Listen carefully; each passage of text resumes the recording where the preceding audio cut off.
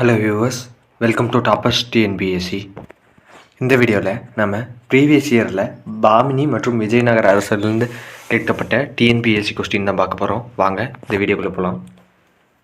முணுமுணுக்கும் அரங்கம் என்று அழைக்கப்படுவது கோல்கும்பாஸ். ஆப்ஷன் பி சரியான விடை.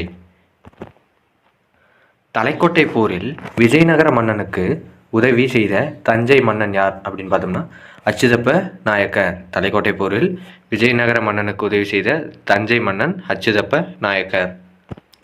அடுத்தது பொறுத்துக. 1336 என்னன்னு பார்த்தோம்னா விஜயநகர பேரரசு தோற்றம். 1347 பாமனிய பேரரசு தோற்றம். 1565 தலைக்கோட்டை போர்.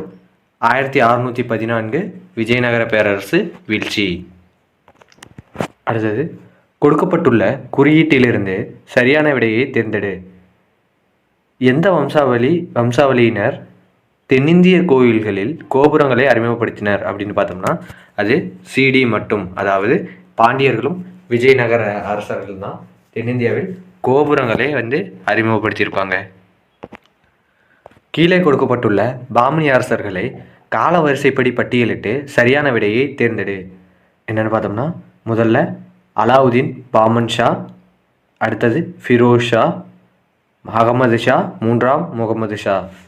ஞாபகம் வச்சுங்க, அலாவுதீன் பாமன் ஷா, இரண்டாவது வரவர் தான் ஃபிரோஸ் ஷா, மூன்றாவது அகமது ஷா, மூன்றாவது முகமது ஷா.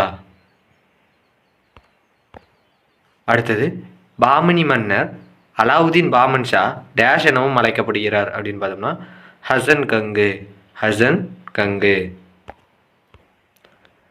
ராக்சஸ் மற்றும் தக்டி கிராமங்கள் எந்த போருடன் தொடர்புடையது அப்படின்னு பார்த்தோம்னா ஆப்ஷன் ஏ தலைக்கோட்டை போர்.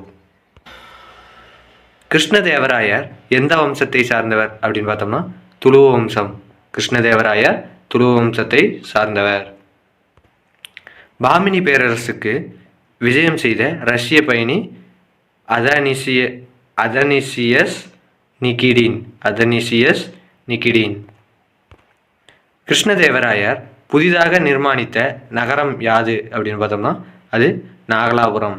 கிருஷ்ணதேவராயர் புதிதாக நிர்மாணித்த நகரம் நாகலாபுரம். விஜயநகர அரசின் கடைசி அரசர் யாருன்னு பார்த்தோம்னா மூன்றாம் ஸ்ரீரங்கர். யாருடைய ஆட்சி காலத்தில் இத்தாலிய பயணி நிக்கலோ காண்டி விஜயநகர பேரரசிற்கு விஜயம் செய்தார் அப்படின்னு பார்த்தோம்னா இரண்டாம் தேவராயர். விஜயநகர பேரரசுக்கு விஜயம் செய்த இரண்டாம் தேவராயர் காலத்தில்.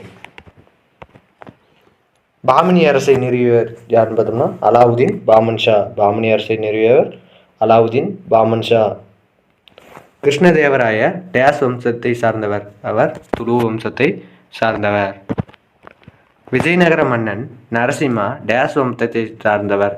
அவர் சாளுவ வம்சத்தை சார்ந்தவர். இந்தியாவிற்கு விஜயம் செய்து பாமினி பேரரசை பற்றி குறிப்பிட்டுள்ள ரஷ்ய பயணியார்.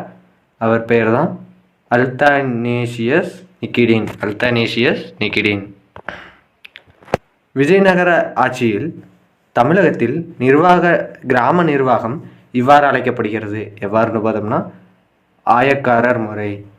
விஜயநகர ஆட்சியில் தமிழகத்தில் கிராம நிர்வாகம் ஆயக்காரர் முறை என்று அழைக்கப்படுகிறது.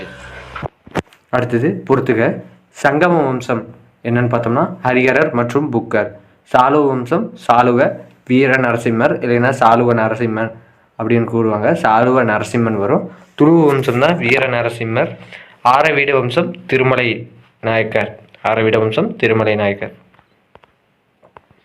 கிருஷ்ணதேவராயர் விஜயநகர பேரரசை ஆட்சி புரிந்த காலம் கிபி 1509 முதல் 1530 வரை. கிபி 1509 முதல் கிபி 1530 வரை. கீழ்கண்டவைகளில் சரியானது எது? விஜயநகர நாணயங்கள் வராகா என அழைக்கப்படுகிறது. விஜயநகர தங்க நாணயங்களில் கடவுள்கள் மற்றும் விலங்குகள் உருவம் காணப்படுகிறது. காக்கத்தியர்களின் தலைநகரம் வாராங்கல். சாளுக்கியர்களின் அரச சாட்சியினை விஜயநகர அரசர்கள் பணிப்படுத்தினர் அப்படின்னு இருக்கு. இதில் அனைத்தும் சரியானவை. காலவரிசைப்படி பாமினி சுல்தான்களை வரிசைப்படுத்தினருக்கு. இதில் ஆப்ஷன் பி சரியான விடை. முதல்ல யார் வருவார் அப்படின்னு பார்த்தோம்னா அலாவுதீன் பாமன் ஷா, இரண்டாவது முதலாம் முகமது ஷா, மூன்றாவது அலாவுதீன் முஜாஹித் ஷா, நான்காவது தான் ஃபிரோஸ் ஷா. வித்தல்லா சுவாமி கோவில் கட்டியவர் யாருன்னு பார்த்தோம்னா கிருஷ்ணதேவராயர். விஜயநகர பேரரசு எத்தனை மாகாணங்களாக பிரிக்கப்பட்டிருந்ததுன்னு பார்த்தோம்னா 6 மாகாணங்களாக பிரிக்கப்பட்டிருந்தது. விஜயநகர பேரரசின் மிகப்பெரிய நிர்வாக பிரிவு மண்டலம். விஜயநகர பேரரசின் மிகப்பெரிய நிர்வாக பிரிவு மண்டலம். கிருஷ்ணதேவராயரின் ஆட்சி காலம் என்னன்னு பார்த்தோம்னா இப்போ தான் பார்த்தோம். கிபி 1509 முதல் கிபி 1530 வரைன்னு பார்த்தோம். இங்கே 29 வரை அப்படின்னு கொடுத்துருக்காங்க. ஞாபகம் வச்சுங்க. ஆப்ஷன் பி சரியான விடை. விஜயநகர ஆட்சி செய்த மரபுகளை வரிசைப்படுத்தோம்னா ஆப்ஷன் ஏ சரியான விடை. சங்கம மரபு, சாலுவ மரபு, துளுவ மரபு, அரவீடு மரபு. எந்த பாமினி சுல்தான் விஜயநகருக்கு எதிராக புனித போர் தொகுத்தார் அப்படின்னு பார்த்தோம்னா அது யூசுப் அடில் கான். யார் மூலமாக கிருஷ்ணதேவராயர் அரேபிய குதிரைகளை வாங்கினார் அப்படின்னு பார்த்தோம்னா போர்த்துகீசியர் மூலமாக அரேபிய குதிரையை கிருஷ்ணதேவராயர் வாங்கியிருக்காரு. ஹரிஹரர் மற்றும் புக்கர் சகோதரர்கள் எந்த ஹொய்சால அரசரிடம் பணிபுரிந்தனர் அப்படின்னு பார்த்தோம்னா அது வீர பல்லாள 2 இரண்டாம் வீர பல்லாளர் அப்படிங்கிறது தான் இவங்க பணிபுரிஞ்சிட்டு இருந்தாங்க.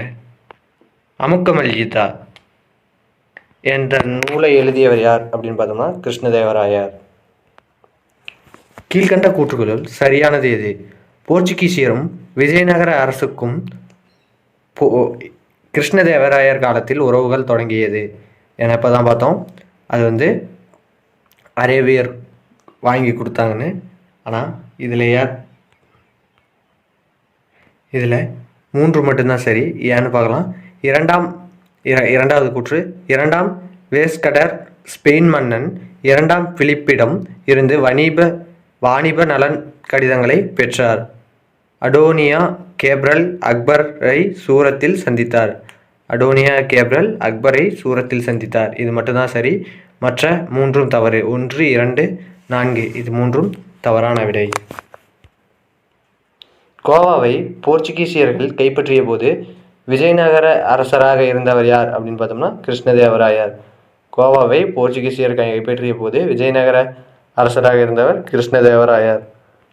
ராமராயர் எந்த போர்க்களத்தில் தோற்கடிக்கப்பட்டு கொல்லப்பட்டார் அப்படின்னு பார்த்தோம்னா அது தலைக்கோட்டை போர். ராமராயர் தலைக்கோட்டை போரில் தோற்கடிக்கப்பட்டு கொல்லப்பட்டார். விஜயநகரம் மற்றும் அரசவை நிறுவ அடிகோலியவர்கள் ஆப்ஷன் டி ஹரிஹரர் மற்றும் புக்கர். அமுக்கமால்யதா நூலை எழுதியவர் யார் அப்படின்னு பார்த்தோம்னா இப்போ தான் பார்த்தோம் கிருஷ்ணதேவராயர்.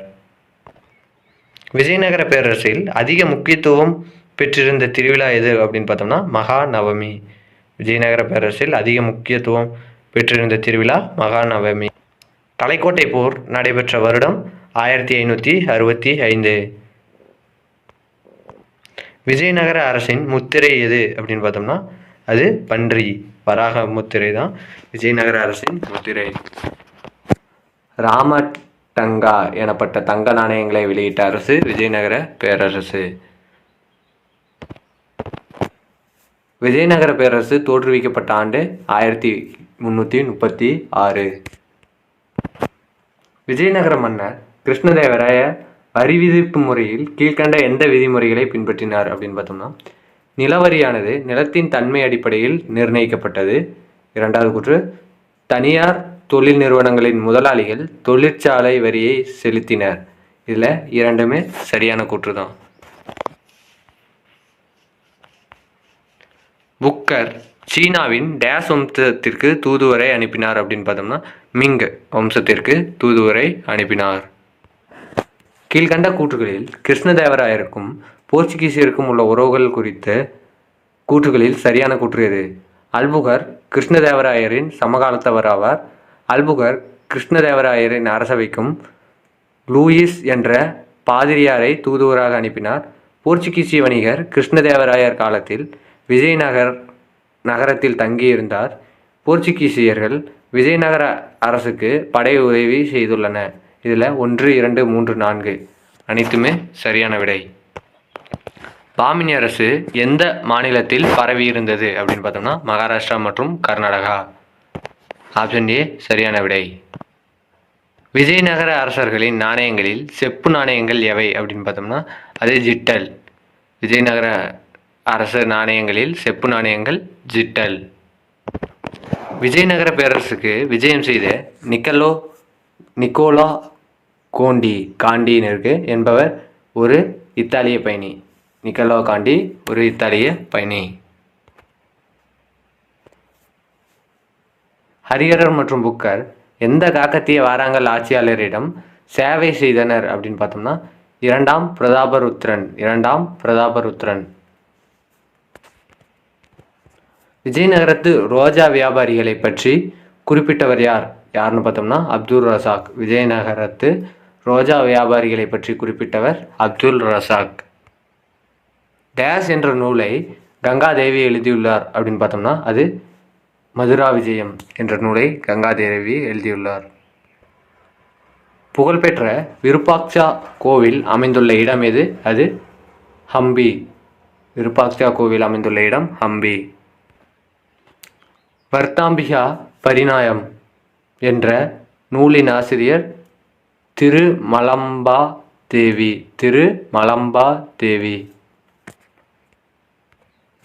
விஜயநகரம் எந்த பெயரில் அழைக்கப்பட்டது அப்படின்ட்டு ஒரு 4 ஆப்ஷன் கொடுத்துருக்காங்க. பிஜாநகர், விருப்பாட்சாபுரம், ஹோஸ்பட்டினம், வித்யாநகரம். இதில் அனைத்தும் ஏபிசிடி அனைத்தும் சரிதான். 1, 2, 3, 4 ஆப்ஷன் டி சரியான விடை. பாமினி அரசில் குல்பர்காவில் இருந்து பீடாருக்கு தலைநகரை மாற்றியவர் முதலாவது அகமது ஷா. அட்டவணை 1உடன் 2 பொருத்தணும். பயணிகளும் விஜயநகர ஆட்சியாளர்களும். நிக்கோலா கோண்டி என்னன்னு பார்த்தோம்னா 2ஆம் தேவராயர் காலத்தில் வந்திருப்பார். டொமிங்கோ பயஸ்க்கு கிருஷ்ணதேவராயர் காலத்தில் வந்திருப்பார். ஃபெர்னோ நுன்ஸ்னு இருக்கு, அவர் அச்சுத்தரையர் காலத்தில் வந்திருப்பார். அப்துல் ரசாக் அவர் தேவராயர் 1 காலத்தில் வந்திருப்பார். ஆப்ஷன் டி சரியான விடை.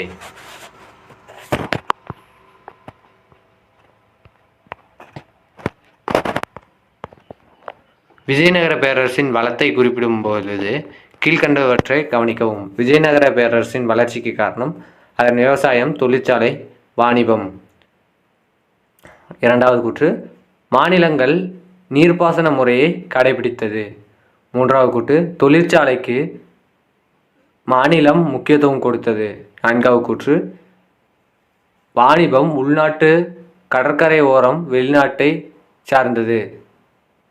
வாணிபம் உள்நாடு, கடற்கரை ஓரம், வெளிநாட்டை சார்ந்தது.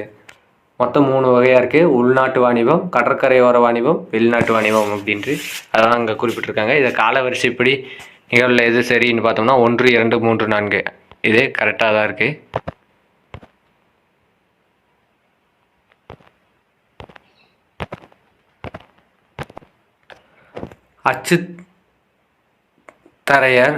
அச்சுத நாயர் காலத்தில் விஜயநகர பேரரசு எத்தனை ராஜ்யங்களாக பிரிக்கப்பட்டுள்ளது?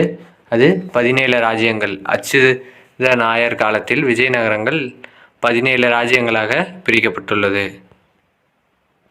விஜயநகர அரசில் கீழ்கண்ட எந்த வரி தொழிற்சாலை வரி என அழைக்கப்படுகிறது அப்படின்னு பார்த்தோம்னா அது தறிக்கடமை மற்றும் செக்கு கடமை. இதுதான் தொழிற்சாலை வரி என அழைக்கப்படுகிறது. விஜயநகர ஆட்சியின் கீழ் இளவரசரின் முடிசூட்டல் எவ்வாறு அழைக்கப்படுகிறது அப்படின்னு பார்த்தோம்னா யுவராஜ பட்டாபிஷேகம். இதோட இந்த வீடியோ முடியுது. இந்த வீடியோ பிடிச்சிருந்தா லைக் பண்ணுங்கள், ஷேர் பண்ணுங்கள், சப்ஸ்கிரைப் பண்ணுங்கள். முக்கியமாக என்ன தப்பு பண்ணியிருக்கேன் அப்படிங்கிறத கமெண்ட் செக்ஷனில் சொல்லுங்கள். நான் நெக்ஸ்ட் வீடியோவில் திருத்தி பார்க்குறேன். நன்றி. தேங்க்யூ ஃபார் வாட்சிங்.